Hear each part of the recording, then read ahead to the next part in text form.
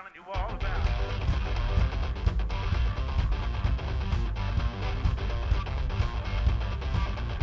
Myself.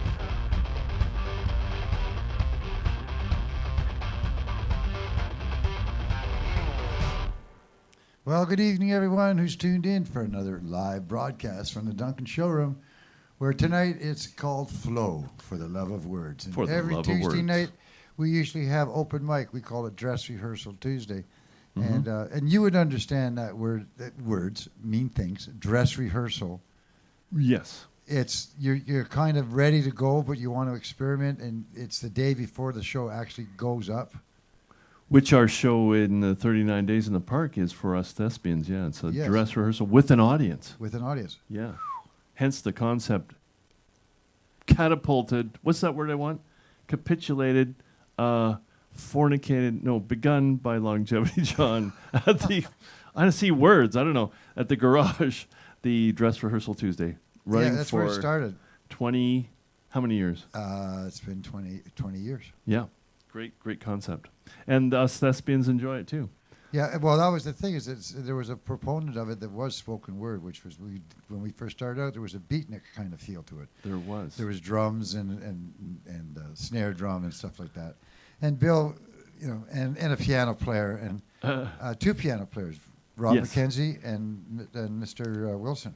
I said that to Pat tonight, and he remembered the recordings that I had revered of Kerouac reading with the jazz giants in New York in the 50s.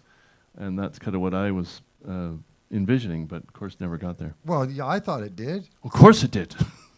We for a couple of times, and then we sort of morphed off into just the actual spoken word Yeah. for fear that musicians would try and take it over. Yeah, damn musicians. Yeah. Yep. But it's been a lot of fun, and it varies anywhere between 14, sometimes 8 to 14 people that show up on a regular basis Here. here. Yeah. And there's 3 people tonight. That doesn't. So you guys that are here for the first Thank time you. tonight, usually there's more people here. No. Usually. It's a weird pre-summer one. Well, we never really know. We don't know. You never know. But by you showing up tonight, it gives us Thank you. a way to feel confident this whole 16 years. Megan wondered if we're friendly. Would you consider that we're friendly? Welcoming? Yeah, that's one of the, we're a very friendly, community-based. Well, realizing that the 39 Days of July takes place because of the Duncan Showroom, and that it's very difficult to get people into a venue in the middle of July when the sun doesn't go down to 9:30 or 10. When the weather's really nice, you want to stay home. Why would you want to go pay money to see someone you've never heard before? So we decided if we took it out to the public itself and made it very inclusive, that it could win in a whole bunch of different fashions. As a matter of fact, this year, someone who actually won an award for his commitment and, over the years to mental health and being a rural doctor. Yeah. Robin Rutledge. Rutledge. Yeah. He got an honorarium of $2,500, but he donated it to the 39 Days of July because in his Excellent. mind, or as he sees it, what he witnessed was the inclusion of community that Right. takes place through the guys that come in to listen to music. Mm-hmm. It's nice. And I have had people come up to me and say that they met each other, in the grocery store somewhere and just said, "Hey, remember you were at that show, weren't you? Wasn't that Right. great?" Speaking to each other all the Yeah, time. and that's cool. That's what we want to do. Nice. So that's what we do in this community. And what else do we do? Thank you very much. That's good. You haven't finished? We don't want to be too, Yeah, I do. long-winded. You do, I know. Well, Okay, didn't you say well, something? because Didn't you say something about your liver being smaller and the joke shorter? no, that's not my liver. That's Oh, smaller. sorry, It's my Diaphragm. diaphragm. Yeah. But I love you anyway. Goodbye. Okay. You want to say hi to John? Hi, John. John Hatfield. John Hadfield. One day you'll return. Hope you're well. Yeah. Thanks, Longevity John. Okay, Whose I'll idea go. this was 16 years ago. I'll go. I think it's 17 years, but who All right, knows? 17 years ago. No, not yet, Mark. Not yet, Mark. I got one thing. Song lyrics are weird to bring back to your mind when you're not singing them. Third person storytelling of a beautiful blonde gal, and I think things went wrong for her. The parents were dysfunctional. Have you ever had dysfunctional parents? Met dysfunctional parents? I don't know. And one time, her father hugged her, and he had a chubby, which was wrong. But so that threw her off. But before that, she'd had a beautiful childhood of hiking and nature. So sometimes the forces from the sun-filtered corners of her memory, dusty and forgotten for a time, laying shallow from the start for the renewal of her heart, those whispered promises and those crazy fairy tales. She runs down to swirl her hands in the water. She remembers her dreaming as a child. She lays her dress down. She runs into the water and remembers her dreaming as a child. And from the frog and turtle ponds to the sparkling riverside, she was as golden as a girl could be.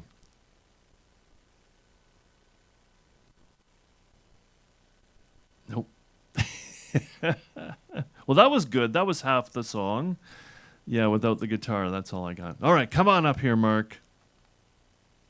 That was good. That was. I need your help now. That was half the song. That's all you get. See, if I had the guitar, the rest of it would come. I was having an interesting time the other night. I would do a Eugene and Billy show, also John's idea. Eugene, a definite national treasure, isn't he, Tim? And he's been performing since he was young, and he's 80 now. And I get to play Johnny Carson, and we have musical guests. And we were the guests on Tuesday. And please sit. You're making me nervous. I don't want to sit. Oh, all right. I just realized that when I sit, I slouch. Oh, all right. So if I stand... So I had that magical thing when I was in the middle of a song, and I was having too much fun. And so that caused me to forget. But it was just like a... Yeah, so I'm all right. So this scene is from Two Gentlemen of Verona. Mark is playing Valentine. This year we had more young women come out. So Valentine and Proteus are played by young women, or women, maybe not so young. So this scene, what's happening? It's, he's in love, right. So I'm teasing him. I'm the servant. If I get the line wrong, would you just low-key read me the line and then give me the cue again, because this is also practice. Sir, your glove. Not mine. My gloves are on. Well, whose then? Ha! Let me see. Give it to me. You line. Oh. So next line, like. If I miss my line, I go line, and you give me the line. Just 3 words. Madam Sylvia. Madam Sylvia, Madam Sylvia. How now, sirrah? No, sir, she is not within hearing. Why, sir? Who bade you call her? Why, you, sir, I reckon, unless I was mistaken. Well, you are always too hasty. And yet I was last chided for being too slow. Go to, sir. Tell me, do you know Madam Sylvia? Oh, she whom your worship loves? Why, how know you that I am in love? Marry, by these special marks you have taken, like Sir Proteus, to wreathing your arms like some kind of malcontent, to relishing a love song like a robin redbreast, to wandering alone. It's something about... Like one that has... Oh, yes, like wandering alone, like one who has the pestilence. To weeping? Sigh. To sigh. Like a schoolboy who's lost his ABC. To weep like a young virgin. Wench. Wench, like a young wench who has just buried her grandmother. To fast, like one who has taken to diet. To lie awake, like one who fears robbing. To speak puling, like a beggar at Hallowmass. You were wont, when you laughed, to crow like a cock, to walk like a young lion. When you walked, to walk like a lion. When you fasted, it was presently after dinner. And when you were sad, it was for want of money. Now that you have a mistress, I can barely recognize you. That's close. I can hardly I can hardly think you my master. Are all these things perceived in me? They are perceived without you. And these follies are present within you. They shine through you like water in a urinal. That not an eye can perceive you, but is physician to comment on your malady. But tell me, dost thou know my lady Sylvia? Oh, she that you gaze on as she sits at supper? Hast thou observed that? Yes, she is. I mean, she it is. I mean. Why, sir, I know her not. She it is, I mean. Why, sir, I know her not. Dost thou know her by my gazing on her, and yet knowest her not? Oh, isn't she hard-favored? Not so, boy. Her beauty is exquisite, her favor infinite. Ha! That's because the one is painted and the other all out of count. How painted, and how out of count? So painted, sir, to make her fair, that no gentleman could count of her beauty. Ooh. How esteemest thou me? I account of her beauty. You never saw her since she was deformed. How long hath she been deformed? Ever since you loved her. I have loved her ever since I saw her, and still I see her beautiful. That is because... If you love her? That's because... if you love her, you cannot see her. Why? Because love is blind. Oh, that you would have mine eyes. What should I see then? You should see her present deformity and your own passing folly. Line. Your own present folly and her passing deformity. That was close. Your own present folly and her passing deformity. But you being in love cannot even see to put on your hose. Belike, boy, then, you are in love. For last morning you could not see to wipe my shoes. Oh, sir, I was in love with my bed. Last night she enjoined me to write some lines to one she loves. Did you? I have. Were they not lame? No, boy, but as well as I can do them. Peace. Here she comes. Ah, good. We'll end there. Thank you. Well done. Oh, geez. Thank you, Mark. That's very helpful. We're doing a run tomorrow, and we're supposed to be off book for the whole play. So, wish us good luck. You guys love Shakespeare? Maybe when you see it live, we perform at Gem of the Isle in Cowichan Station. It's our 13th year in an orchard, pasture behind, just a rake stage. Magical. I hope you'll come. So, Jordan, since you're new, we're going to just throw you into the fire. Do you want to sit or stand? I'll stand over here. And thank you so much for coming. Just watch your alternate steps. A quick interview because you're new. Yeah. How long have you lived in the Valley? Geez, just about 2 years we moved here from Vancouver. Oh, nice. Well, welcome. I hope you're enjoying the island. Sure am. Have you been writing a long time? I have. Most of my career was in television and radio, but Oh, I neat. fancy myself a writer. Yes. Well, I'm sure glad that you guys came out. Thank you very much for coming along. And so, welcome, sir. Do you play piano? Should I have some background? Tim plays piano. Okay, that would be fine. This is a working script for a film we're shooting in Toronto in the fall. And so I'm just going to try some couple things out here, see how you react. This is about some demons that I struggle with.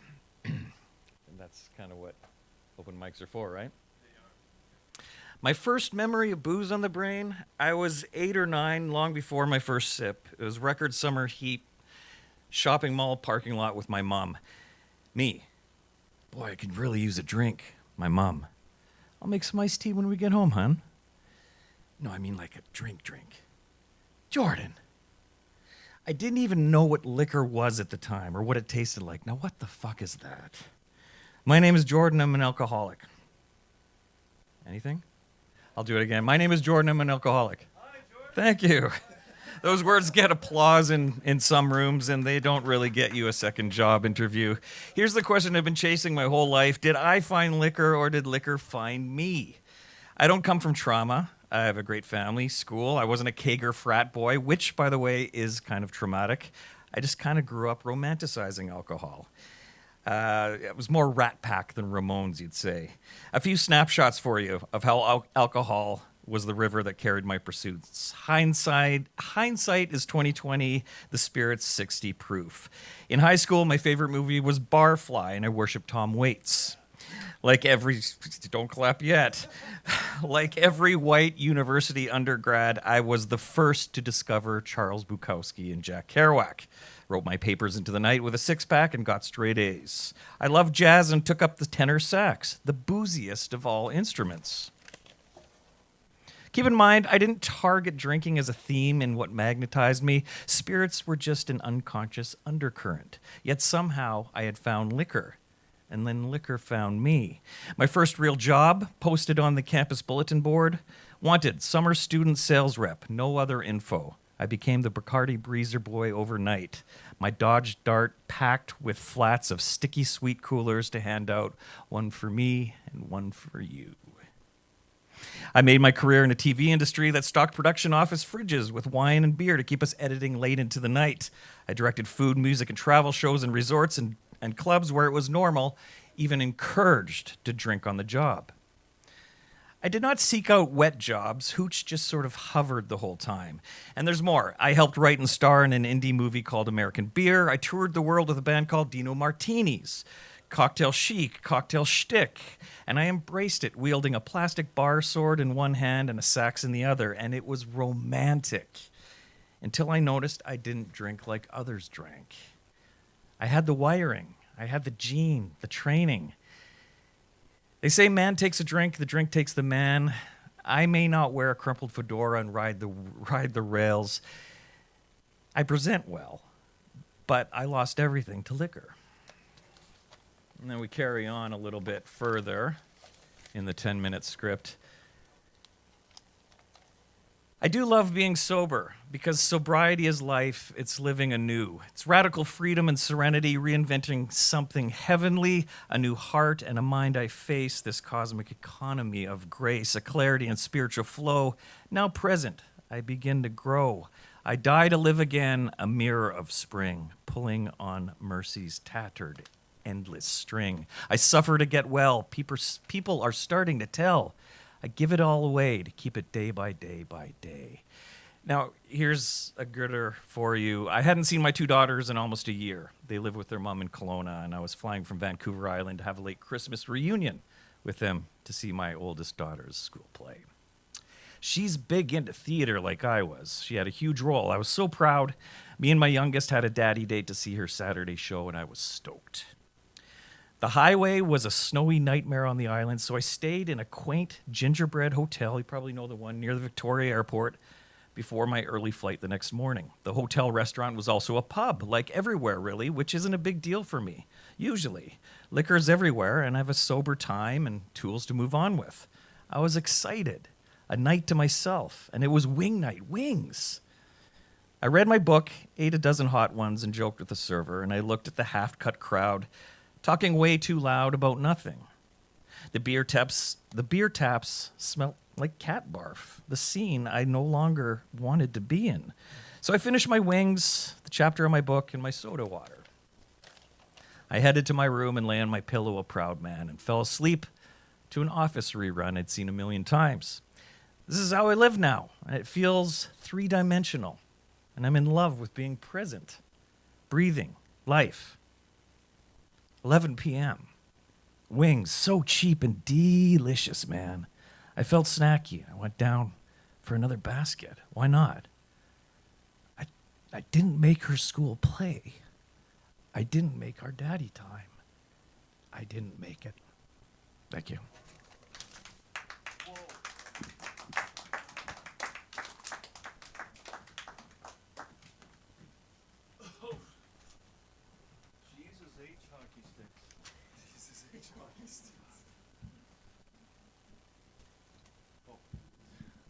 I love this new guy, but I hate him too. You know, there's such a fear that's like I'm gonna miss if I don't get sober, I'm gonna miss everything that I've been missing, and then there's the fear of stopping drinking and forgetting who I am. You know what I mean? It's like for me, it's this gymnastical effort to have a job, have a relationship with my family, be a performing artist, show up for this, but you know, it's all fucking juggling. We know that. So that is brutally beautiful. Thank you. Fuck. I'm afraid that I have to think about that now, Jordan. How many years for you? Not a year yet. Oh, wow. Well, hang in there, man. I hope you'll come to the bar and have a mocktail because it's about the discussion. I understand if you didn't, but we do go out so we can talk. It's not about the beer. But wow, that really hits. Oh yeah, 30. You do, yeah, 35 years. Yeah, so it's wow. So that really, holy shit.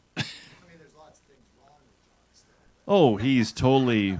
But here, I love you guys. See, this is what I see. There's a lot of things. He fixed one of them. Yeah, we love him. But here you guys, lovely couple. See, you know, the bottle does not like relationships too much, I don't think. Anyway, thank you so much. Deb, we're going to go boy-girl just to mix it up. So we have another couple. These two just drink wine at dinner, and they're very functional people. So they've got it under control. And when I've been over for dinner, Greg hides the scotch, I think. We're not sure. Deb hides the scotch, right? No, thank you so much. That's really wonderful. So you're writing for television. When you finish something, you've got a place to propose it or to send it, or. Yeah, I freelance here from town. Could I play the lead before you get dry? Yeah, I'm a good, talented actor. You just have to wear that. Yeah, Doug the drinker. How are you, darling? I'm good. You good? Are you excited about summer? Yeah, I guess so.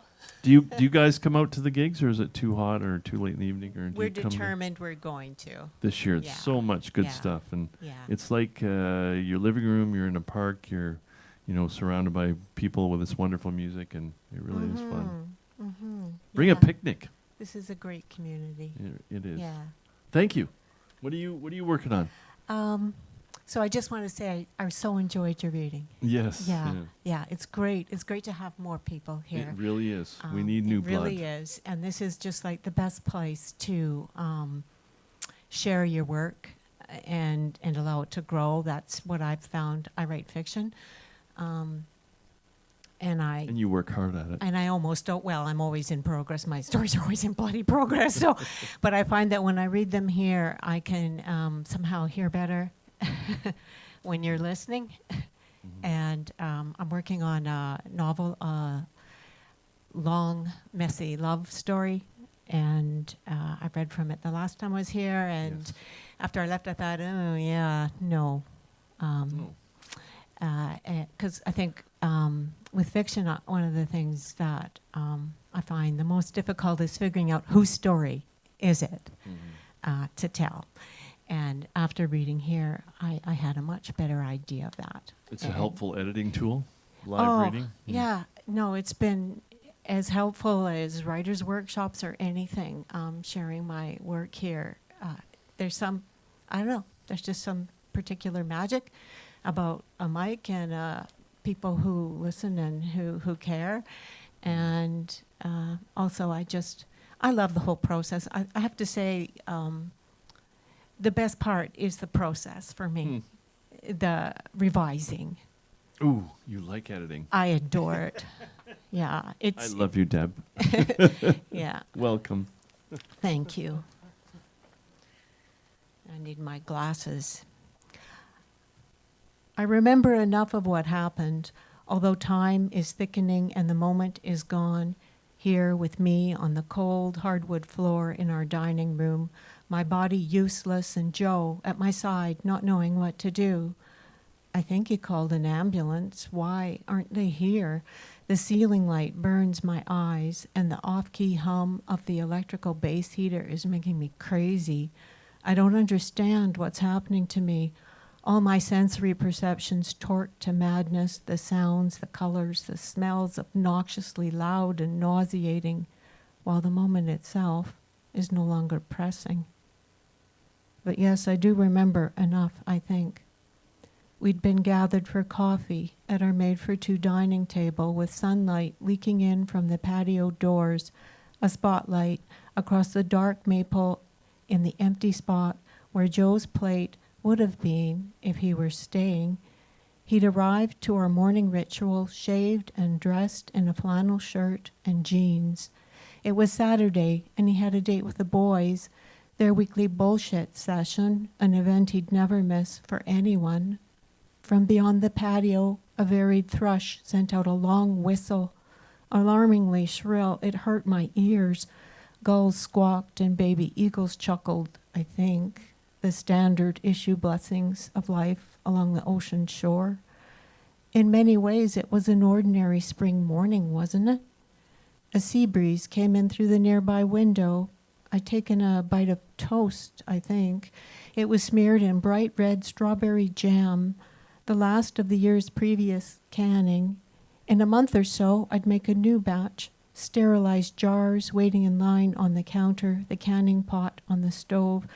I'd experimented over the years with the amount of sugar, getting it down to the smallest possible dose, mindful of health.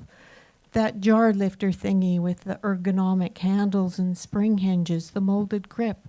There's a special power, isn't there, in being able to handle burning hot jars from a safe distance. And see now, there it is, time thickening in a slowing mind. I can't seem to move reliably through my own thoughts. I keep getting stuck in useless details. Joe had said something about going for a walk in the afternoon. Did I want to stroll through the farmer's market, or would I rather wander the woods looking for trilliums, wild bleeding hearts, and columbine? He'd patted my shoulder. As he mentioned the wildflowers, I seem to remember that. He'd already been leaving. But didn't he give my hand a squeeze? Seems like maybe he kissed my cheek before his lumpy frame sauntered towards the front door. He'd had on the black pork pie hat, this I know. He prefers to keep his shaved head covered nowadays, especially amongst friends. He'd rather not highlight his recent reaction to male pattern baldness, how he'd shaved his scalp clean in a fit. I don't remember him putting the hat on, try as I might. I cannot bring that to mind. Only the tilt of the hat, viewed from the back, as he was leaving. How'd we get to this unholy moment of confusion with me splayed on the cold floor and Joe kneeling at my side as if in prayer? He's trying to reassure me with guilt-sodden eyes, but I witness him swallowing the panic at the back of his throat. And none of it makes sense. As he presses my cold, limp hand between his calloused palms, I strain to remember. We've been married 40-some years now. My mind is wandering off, mumbling to itself, completely lost. I'd missed the important part, skipping from beginning to end like that, leaving out the middle, lured by the heightened flavor of simple strawberry jam, how it's almost tangy, yet undeniably sweet, fresh as a field of hay, decadent as chocolate, a tongue dancer. There it goes again. The tilt of Joe's pork pie hat, its angle so naughty and cute. Will I ever understand what is happening in my own life, this muddled up moment, my loss of control? And sorry, I meant to tell you up front, she's having a massive stroke.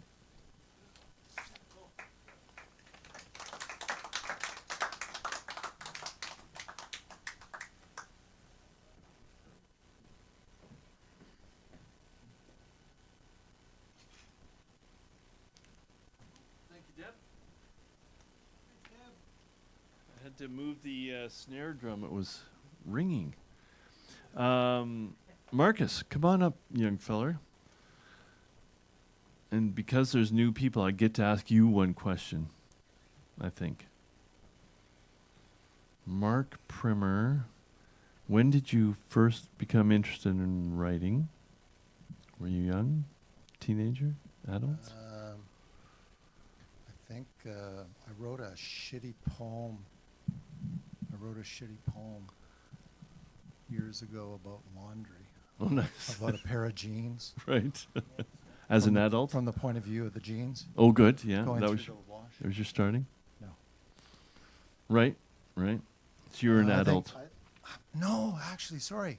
I think I was in grade 7. Oh, you my know, you gosh. had to write stories, Yeah, yeah. and everybody else wrote just sort of like, I don't know, about butterflies Yeah. or dinosaurs or shit like Mhm. that. Squirrels. And I wrote some story called Prison Love, where Oh. there's a guy and he sets this guard up and he gets her killed and he gets out of jail. Wow. You've been twisted for a long time. Yeah. That's great. I love Yeah. that. Welcome, Mark. I don't know.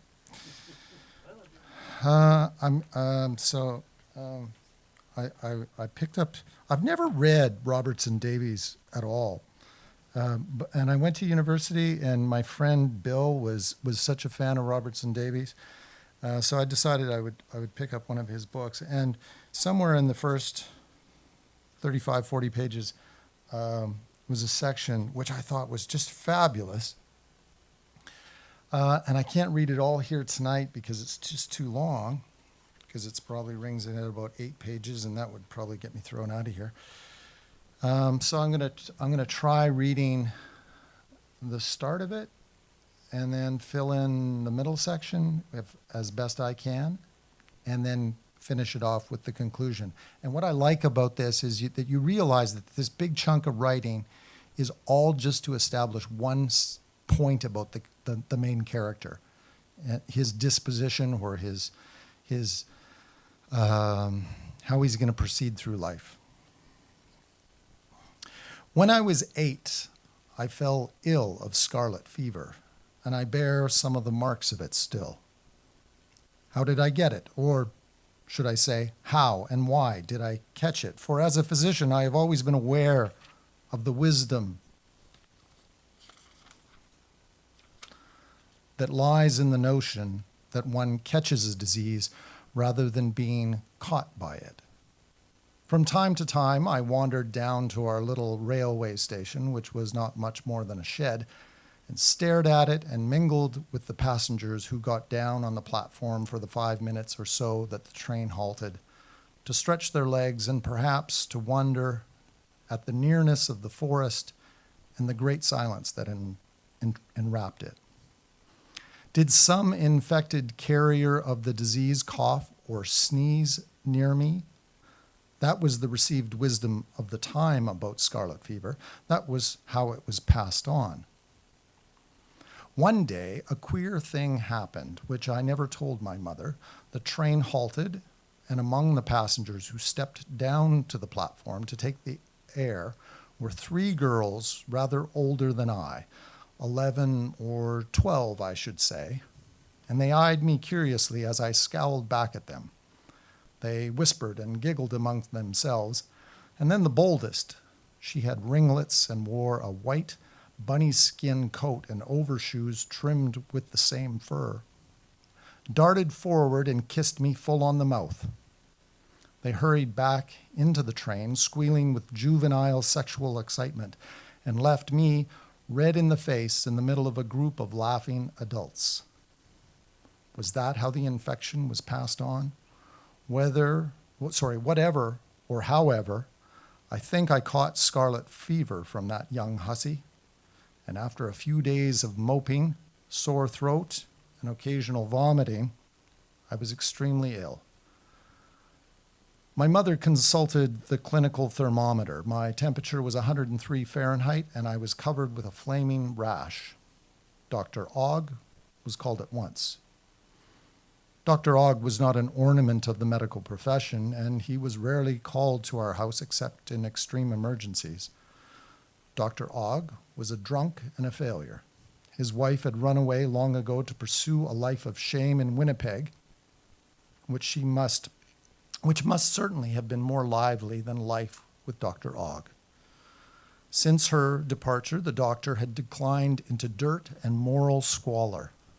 His livelihood was earned chiefly by writing prescriptions for bottles of gin, whiskey, and brandy regularly required by the few hundred citizens of the village for ailments that Dr. Ogg identified.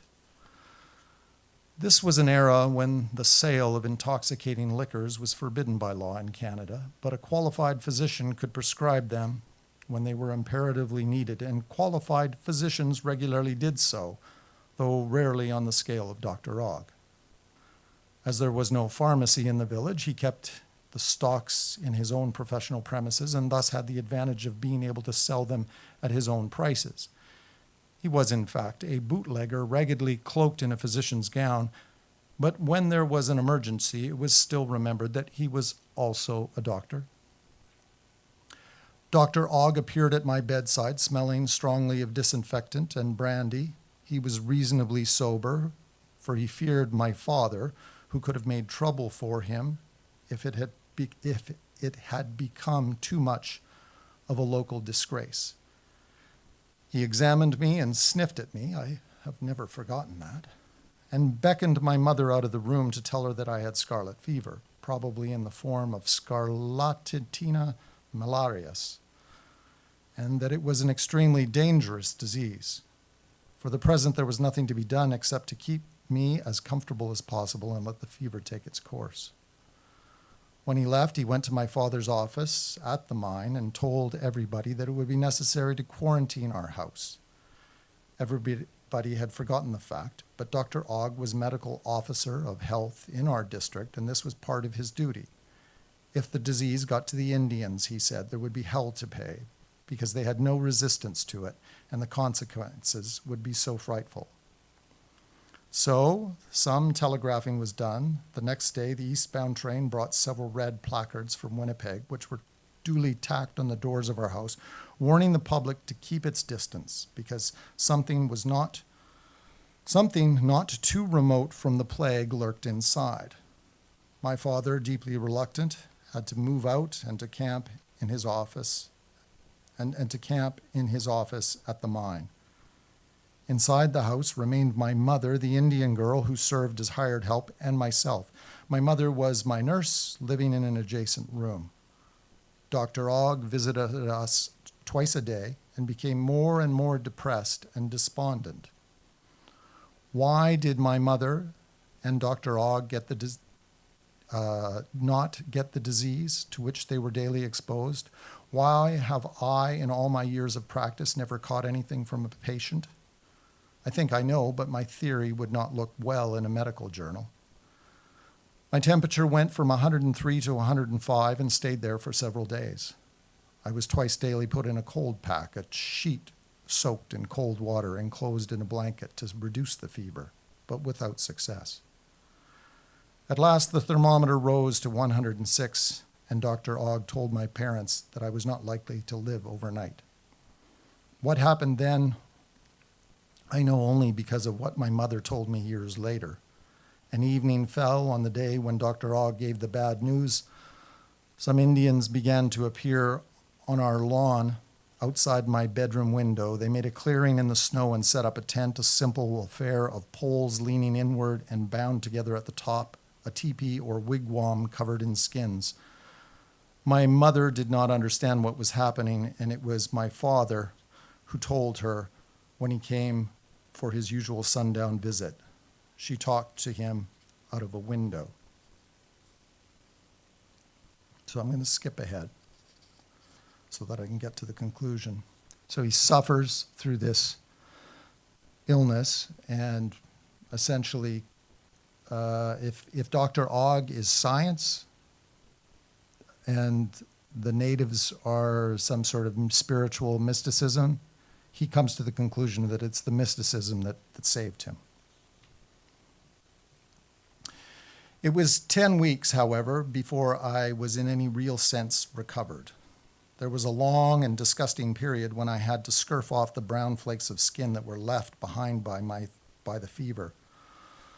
Og had a fine word for it. Desquamification, he called it, and insisted that I be gently brushed down while standing on a square of newspaper, and that every flake be gathered and burned, as it was still infectious, as was I. My mother was to wear a mask so as not to inhale any of the body dust. All this time, my poor father was sleeping in his office, but at last I was able to wave to him out of the window of my room. As soon as I was declared non-infectious, Og demanded that the whole of our house be disinfected, which at that time meant plentiful swabbing and daubing with carbolic acid in solution.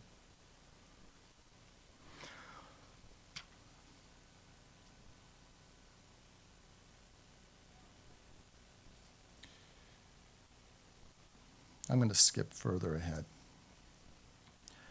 By far the most significant part of this swoop upon civilization was a visit to an eminent physician, Dr. James Robb, who was to look me over and pronounce on my condition.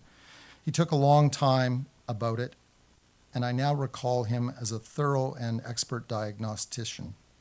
Not much of a psychologist, however, for when he had listened and probed and punched me, he proceeded to tell my parents what he had discovered while I was still in the room standing at my mother's chair.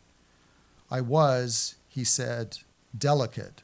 So this boy has suffered through scarlet fever. He's now gone to see some other doctor farther away, further afield. And this doctor says that, tells his mother that the boy is delicate and must be treated accordingly. Scarlet fever had left me with a somewhat dubious heart and a considerable loss of hearing in my left ear. All things considered, I'd come off lightly from my encounter with a dangerous and insidious disease, but I must, under no circumstances, be overtaxed. And then finally we get to this one clincher line which closes the whole affair off, which is, this was of utmost importance to my future, because whoever declares a child to be delicate thereby crowns and anoints a tyrant. So I don't know if that, I'm not sure how that worked. My rendition of that may not have carried off. But yeah, it was just that sometimes you can be reading several passages and you're thinking, what's the point? What's the point? What's the point? What's the point? And then just in one line, usually it'll just hammer through. I've seen Gabriel Garcia Marquez do that many times before. That's it. Well, I went with a friend one time to an AA meeting, and I thought, man, there's nothing here I don't recognize. I may not have a problem with alcohol, but that, in terms of the struggles and just the heartbreaking to see, this guy who gets up in the morning, I'm not going to drink, I'm not going to drink, I'm not going to drink. And then by 11 o'clock, he's had his first drink. And then 1 o'clock in the afternoon, he's hammered.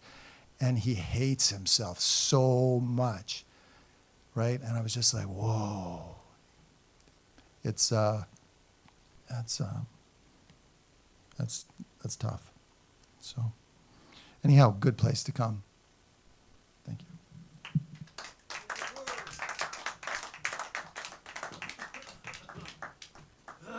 Yeah, thanks for making me feel bad about myself. No, I'm just kidding. Well done. Yeah, Robertson Davies, you didn't cotton to him at university. For me, it would have been the Deptford trilogy, and I think, it was the thing of, who do you recognize? Which characters do you recognize yourself in? And for me, I thought I was Fifth Business in a kind of the linchpin, right? Not the leading character, not the villain, but the character who's meant to be observational and play an important part in the drama of life. Anyway, maybe your choice of character changes. Jordan, Stephanie, Megan. Stephanie? Oh, God, I got it right. Come on up. New names. Yeah, so do you... what was the name of that novel? I'm sorry. Cunningham, is that later than the Deptford? No, I know, but do you think it's before or after? Not sure, okay. No, I love his writing. It's certainly a definite style of... Hi. Oh, hi. So you two are from Vancouver. Oh, you're getting a picture. I can't be on the internet. I don't know if anyone's really ever from Vancouver, but a lot of people pass through You- it, and we spent a lot of years there. Did you? Yeah. And how long have you two been together? 10 years? Oh, exciting. Yeah. Well, that's great. You're a cute couple, too, I tell you. I've never... If I don't mind saying. And when did you cotton to writing? How long have you been writing?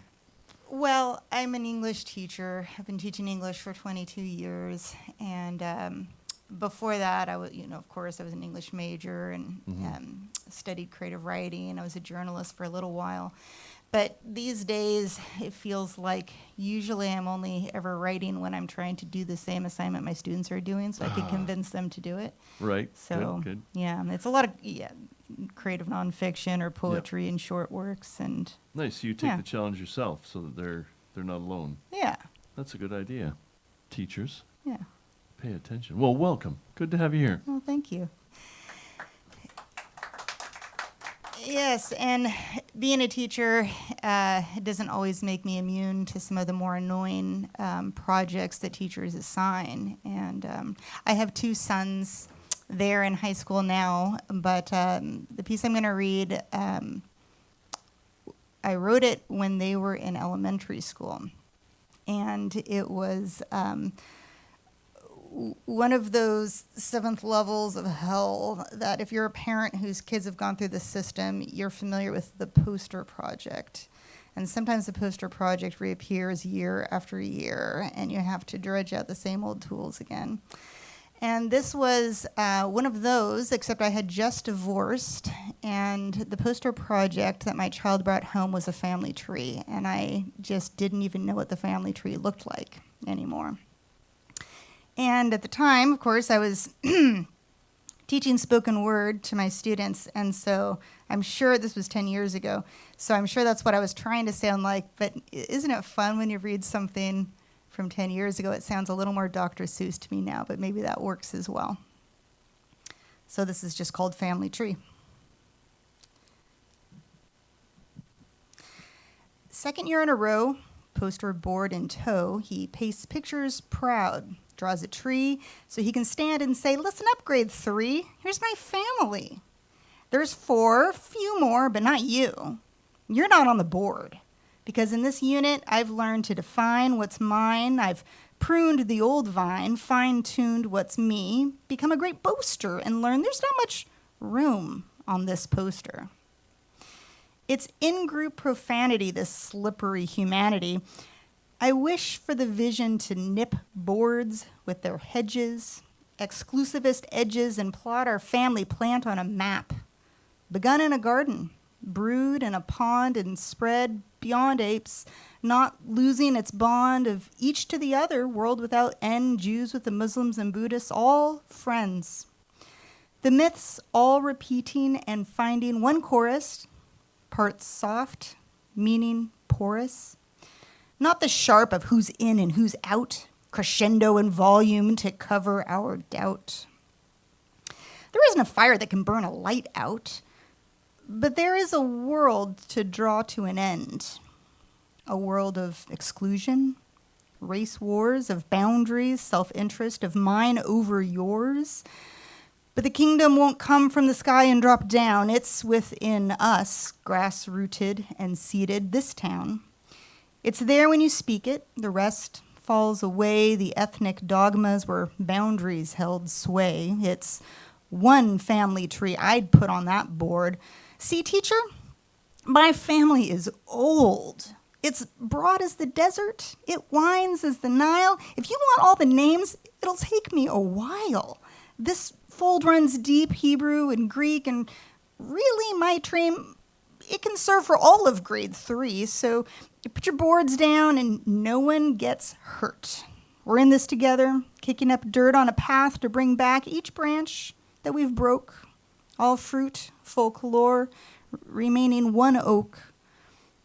So world trees speak for me, of garden, apple, and cross, of What's lost when we use symbols concretely too neatly as arrows, not art, with trunks split apart.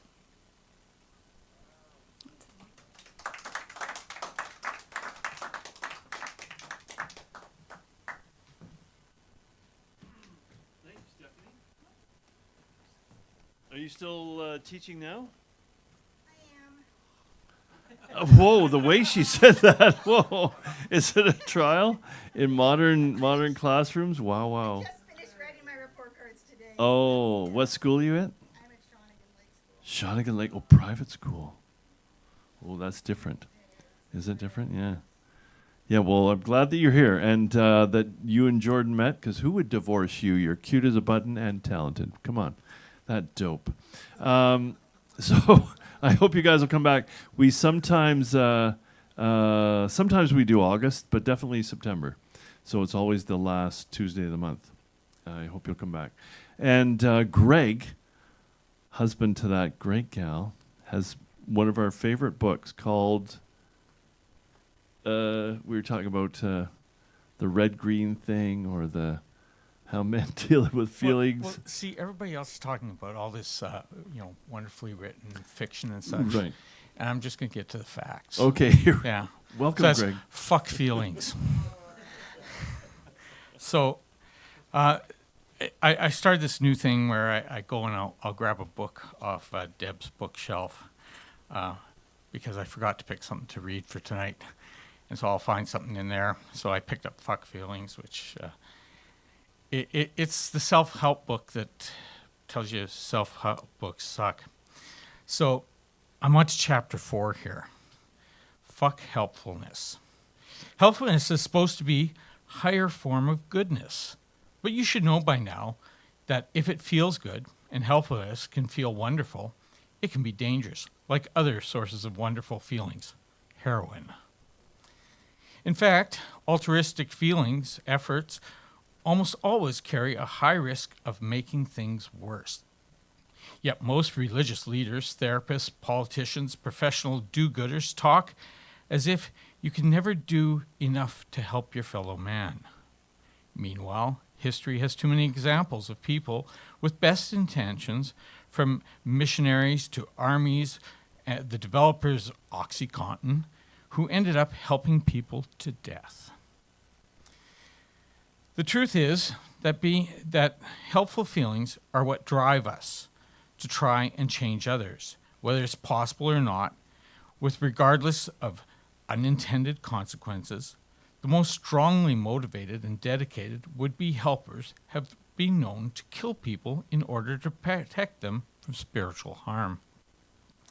And if you're talking a life to save a soul, you're probably doing it wrong.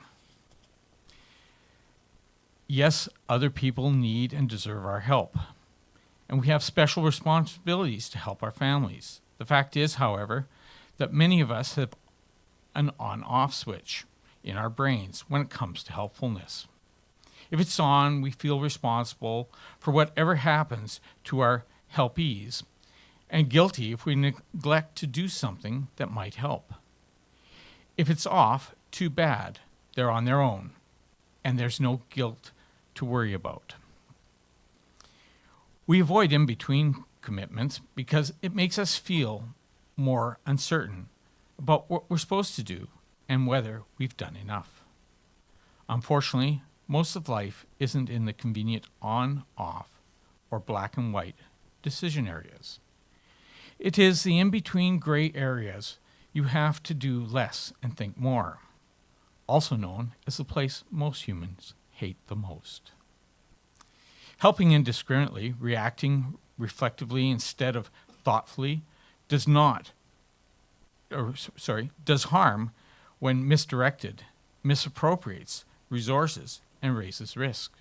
Yes, it's noble to make sacrifices for the sake of others, but not when the chances of benefit are low and the costs and risks are high.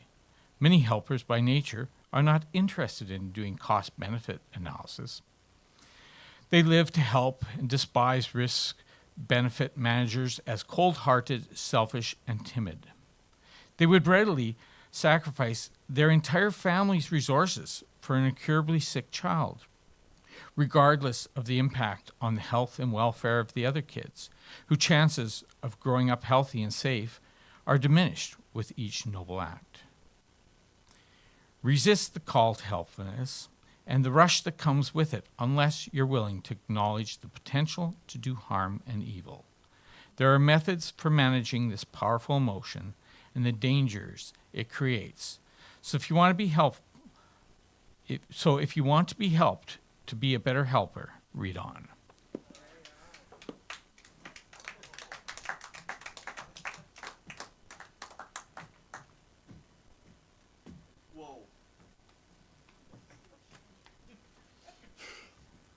Helpfulness is so dangerous, isn't it?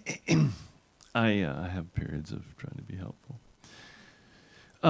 Megan, you came all the way from Government Street. Okay, come on up then. Government Street. Wow. You mean you're a downtown person? Downtown Duncan? Downtown. How is it? That's nice. Is it? It's kind of a quaint little town to live in. Absolutely. And where did you move from? Never. I was born and raised here. You're kidding. No. A real Duncanite. Hi, thank Yeah. you. Wow, there's a few rare.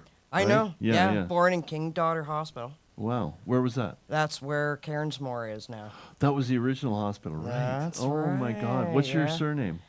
Ooh. Oh no, you don't want to go there? Oh, no. Okay, sorry. People would know me. Okay, don't say it. Well, And my welcome. parents, you know.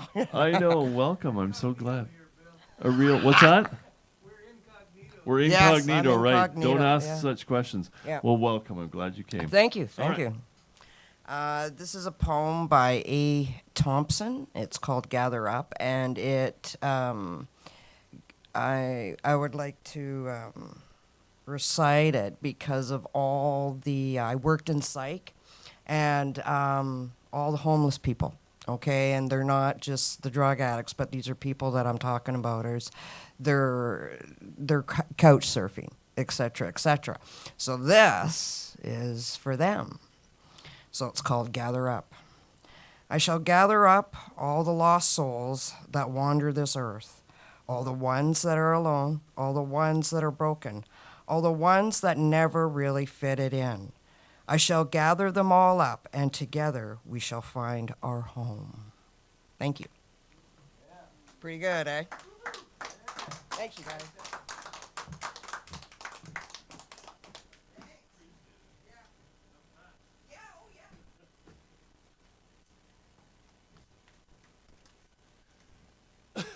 Doug, the maintenance man. I must say, I have a lot of discomfort in my new job in that people call me to deal with people who are outside or, and there's an inappropriate shooting ups.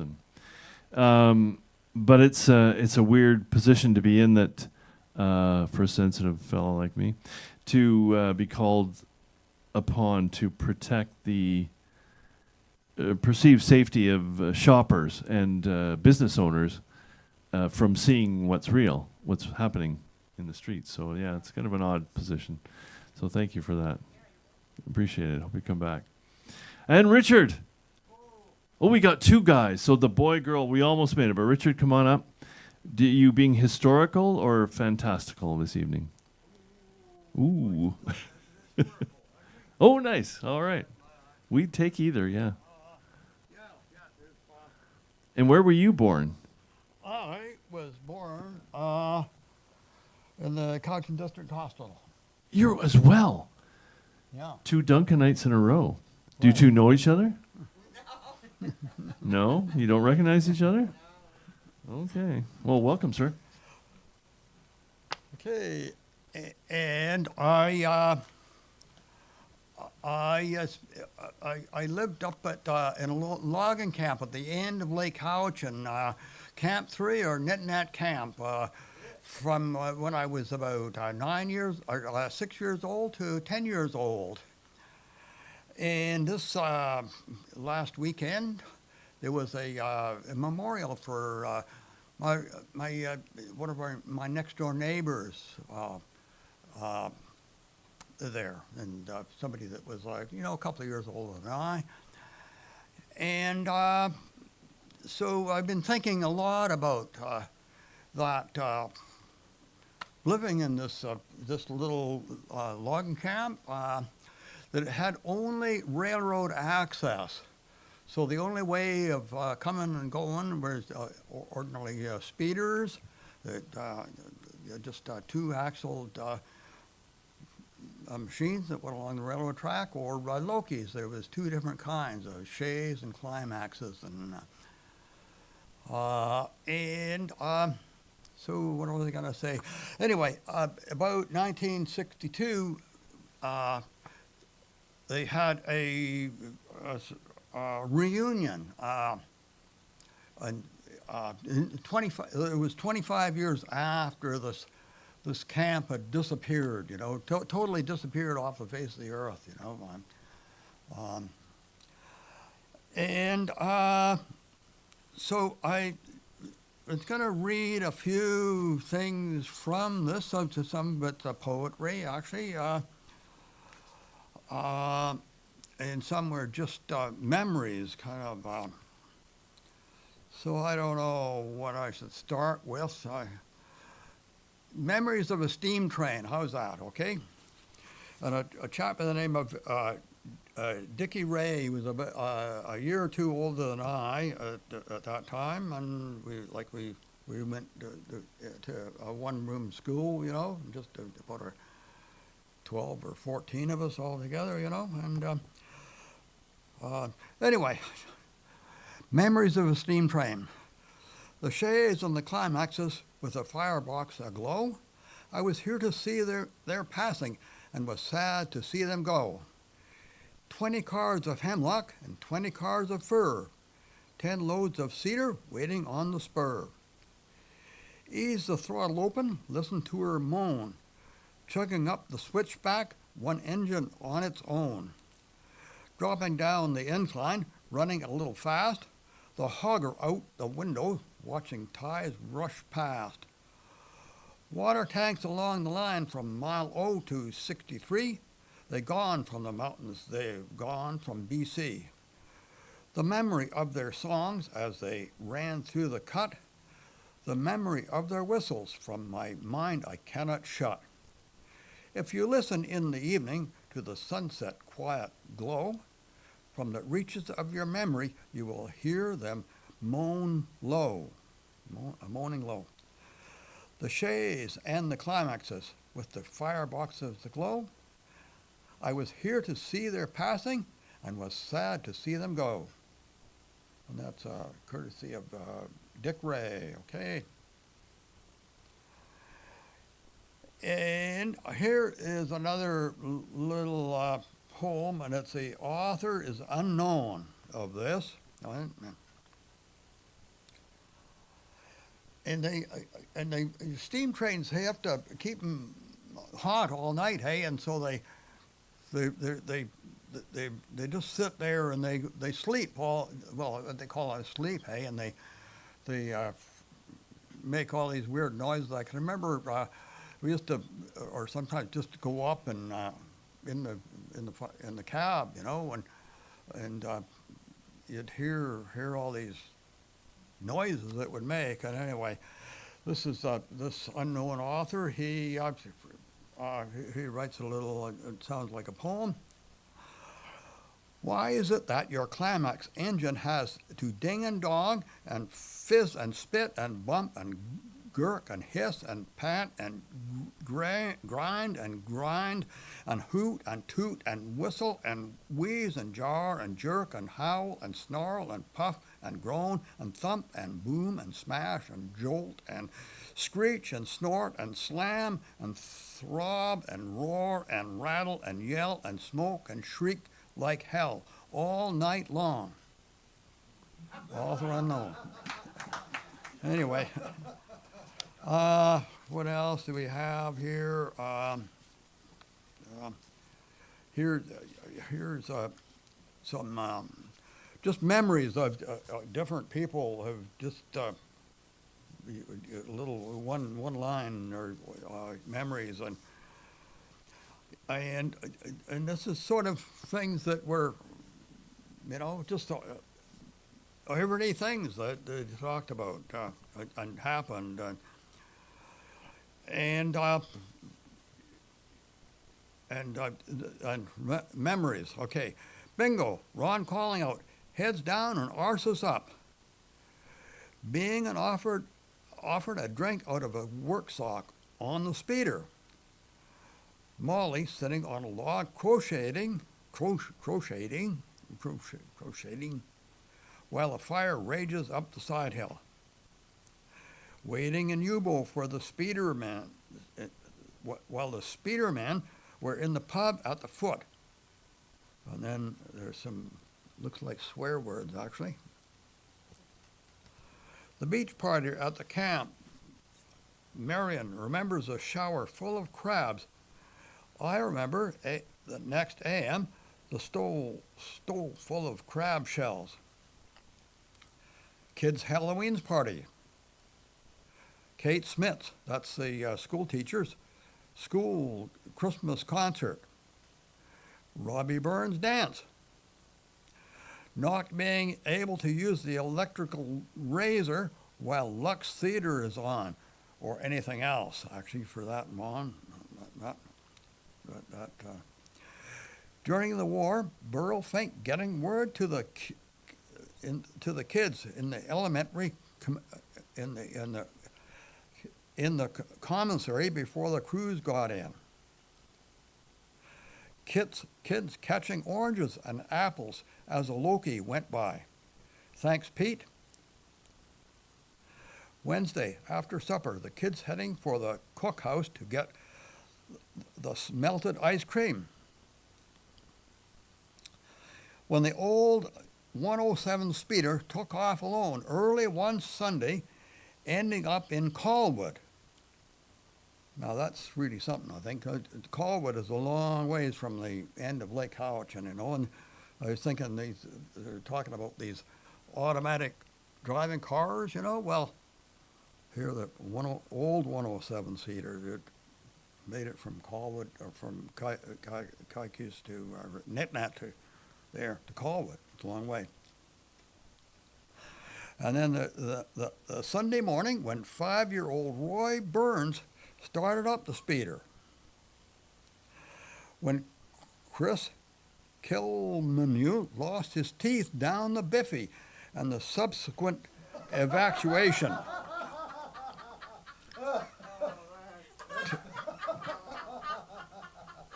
Tobogganing and just missing the schoolhouse, bruises, broken bones. And here's Tom Sawyer and Huck Finn lighting a fire under the hall. And that's, that's things. And I'll end with one last poem, which Ruth Dixon wrote. And it's a bit of a long one, but anyway. And she was her logging daughter, actually. And it says, "Dear Ma, when you have been a logger's wife, say for perhaps a year, logging terms which puzzled you are suddenly quite clear. You know just what a choker chokes and what it meant to yard. But why a forked tree is a marm makes your schooling very hard. Donkeys that you once thought brayed sent out loud roaring throated roars. Whistle punks that are not the wolves down at the corner store. There are the men called buckers, and one who spreads the bull. And the husky man who pushes isn't anybody's fool. Now every push has a side, and every side a tree. But who could lay upon a deck on but who could lay a cold upon the deck? I'll have to wait and see. Something strong is skookum. Water is the chuck. Don't Don't swing the lead and you will learn with any kind of luck. The donkey sits upon a sleigh and a Hindu helps a guy. They were sitting on the skidder when a big cat went walking by. I have heard of widow makers and of making Molly Hogans, and I hope they get a tail hot on the guy and have a showdown. They caught the smart guy by the nose and brought the heel boom down. And see by paying attention, I'll be a logger soon. They have a cherry picker, but the fruit it picks is crummy, and I think a gin pull is a drink, though it sounds a little funny. There is a bull block up a spar tree when the line yarding in the sky. When they tried a saw wash to a stump, I thought I would cry. A straw line is a lightweight cable. Tin pants, wet weather clothes. Say, that reminds me, the laundry is dry. I'll have to pull the main line in. I wish my push would rig me up a haulback. Who am I talking about? I'm the push around this two-man show. Sometimes I think he is just a big bullbucker. We're going to have a sidekick soon. Hey, I don't think that's last is logger talk. And that's your logging daughter, courtesy of Ruth Dixon. Okay. Oh.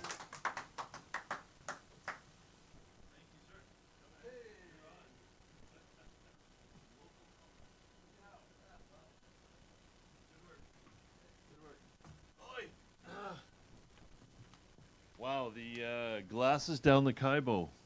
Who can't picture that? My brother came back from police training with stories of the man who was arrested in the outhouse of the provincial park with his raincoat on and his lunch wrapped in the wax paper. He'd be sitting inside waiting for people to come into the outhouse. Does that sound believable? Only in Canada. Yeah. And crabs. Tim had crabs for his birthday.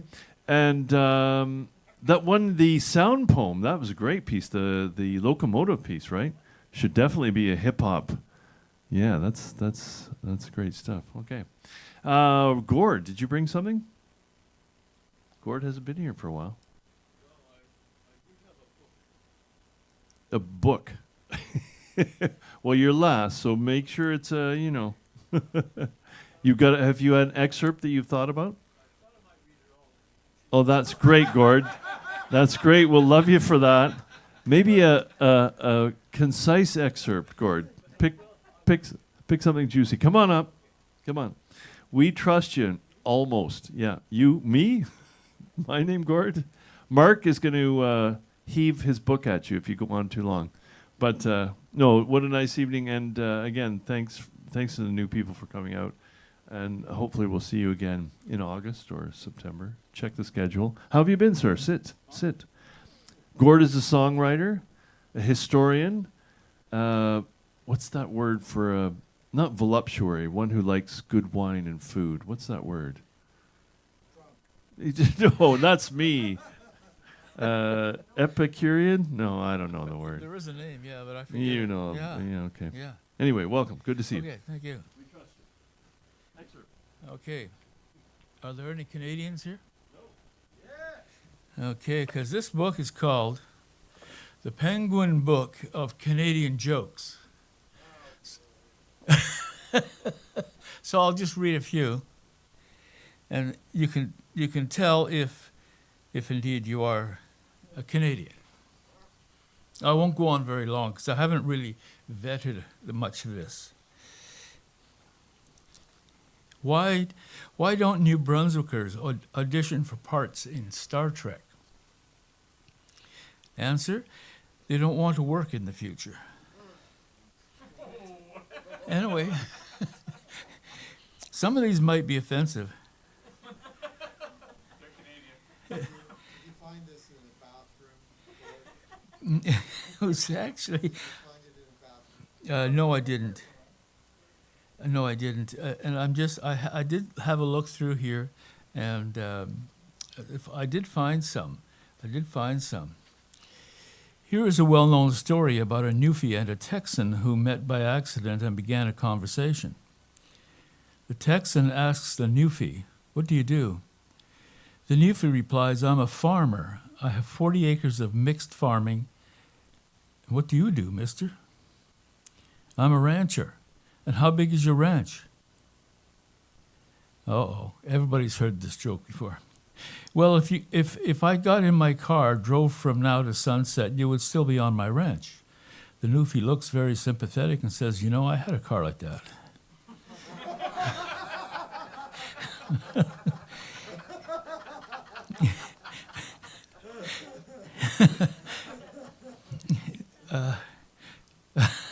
Oh, this is a section on Newfies. I see, okay.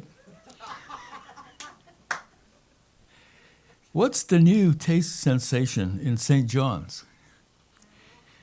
Perrier and water. Why did the Newfie plant Cheerios? Because he wanted to grow donuts.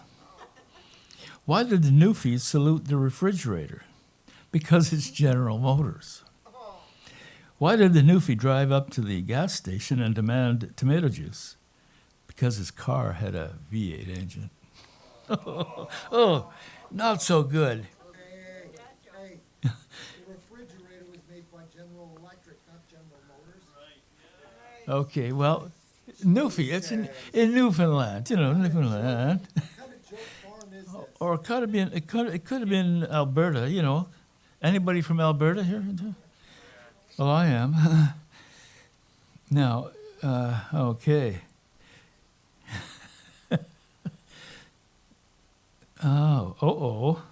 This might not be very good. Mayor Hood's English was so colorful that some critics say it was calculated. The mayor of Montreal and Madame Hood were guests at a banquet being held by an English-speaking association. The mayor rose to thank his hosts. "I thank you from the bottom of my heart, and my wife thanks you from her bottom too." Oh, terrible. I'll find one yet. Oh, BC lifeguard. During the 1970s, a young man from Victoria, BC, was hired as the lifeguard at a pool in the Prime Minister's residence at 24 Sussex Drive. The Trudeau family was making use of the pool when one of their 3 sons encountered some difficulty and cried for help. The lifeguard ignored the cries, so Trudeau himself had to plunge into the pool to rescue the boy. Afterwards, Trudeau grilled his lifeguard. "You asked, didn't you see that my son was in trouble?" "Yes, sir, but I can't swim." "Well, how the hell did you land the job of lifeguard then?" "I'm bilingual." Oh. Okay. Okay. Well, he's this way when he shows up at the market. I can't get rid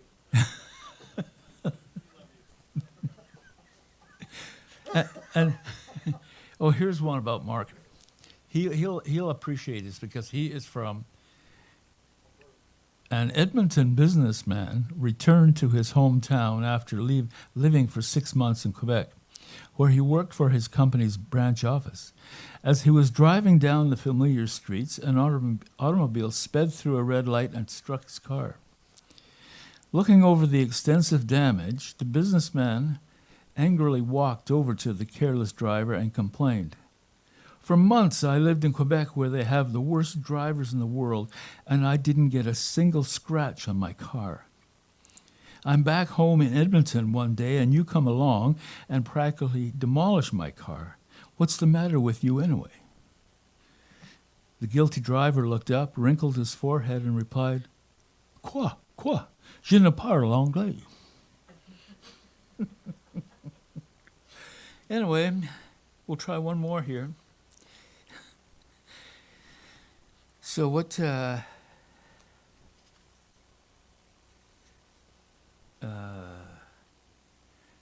here's a section called What Is and What Isn't Politics. Maybe I should have someone else look through this, because I haven't really studied it. So, there's a Trudeau doll on the market. You wind it up and it drags home the Constitution. I don't get that one. Oh, the journalistic use of presidential initials in newspaper headlines, quite common in the 1960s and 70s, was an American fad. It never caught on in Canada with prime ministers. One reason is that Trudeau's initials, P-E-T, in French mean fart. Anyway, sorry, I should have studied this. I just...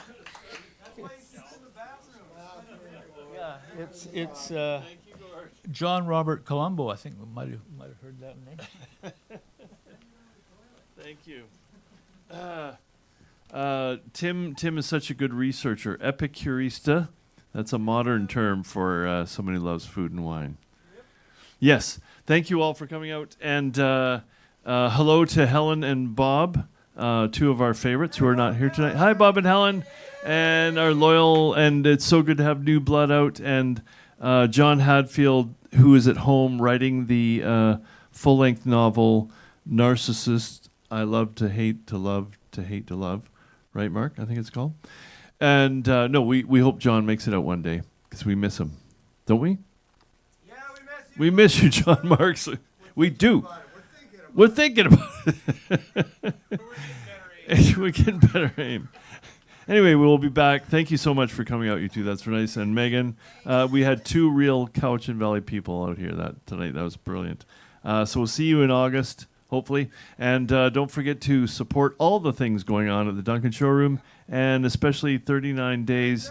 Just throw all your dough into the jar and enjoy. Thanks, Longevity John. And thanks, Tim, who's still on his birthday. Aren't you, Tim? Yeah, good night. Thanks, everybody. And we'll see you at the brew pub, where you do not have to drink, but you can chat. So come on. Okay. Good work, gang.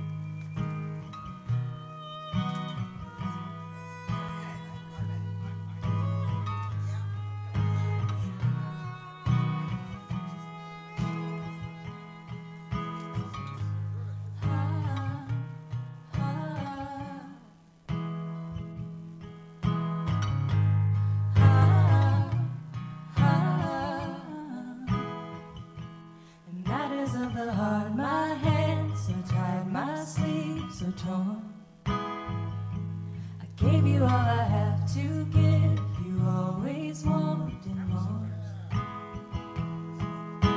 Slowly we grow apart, closer to who we are.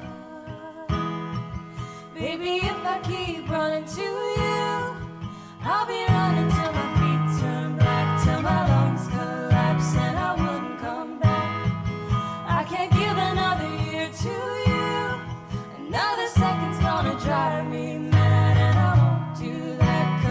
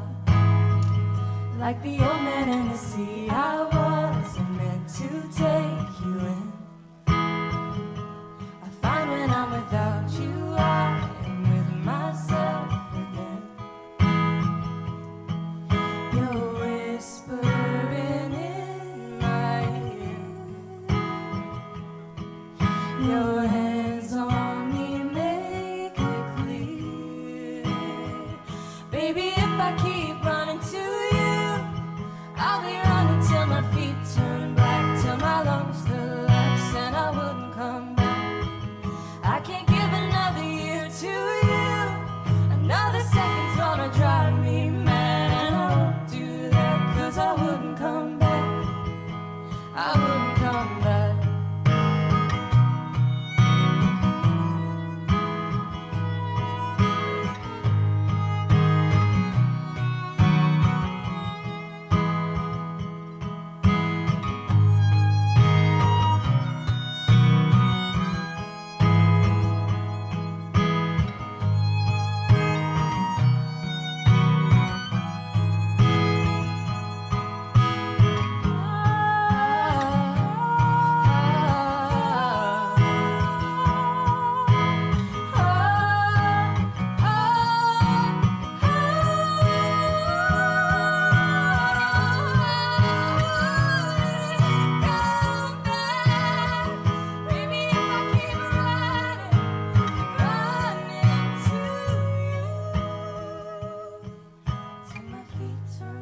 Till my lungs collapse and I wouldn't come back. Till my feet turn black, till my lungs collapse and I wouldn't come back. Oh no. Till my feet turn black